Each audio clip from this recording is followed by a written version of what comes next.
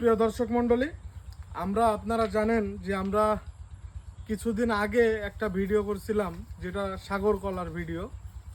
আর এই সাগর কলার ভিডিও দেখে অনেকেই কমেন্ট করছেন যে আপনাদের মেহেরপুর জেলায় নাকি সবরি কলা পাওয়া যায় এবং সবরি কলার চাষ হয় এবং অনেক স্বাদ। তো সবরি কলা যারা দেখতে চেয়েছেন আজকের ভিডিওটা তাদের উদ্দেশ্যে। মূলত আমি এবার কয়েকটা কথা বলেন।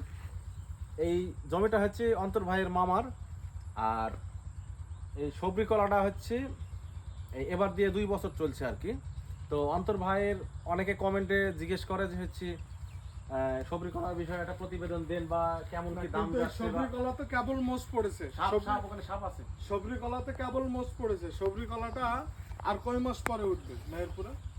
আর 2 থেকে 2 মাস পরেই ভরপুর। আর রমজান মাসে উঠবে, আপনারা সবরি কলা ভরপুর পাবেন। রমজান মাস পর্যন্ত। এই হলো সবরি কলার বাগান, দেখেন। সবরি কলার শেষ অবস্থান হচ্ছে এই পর্যন্তই। তো আজকের ভিডিওটা এই পর্যন্ত। সবাই ভালো থাকবেন।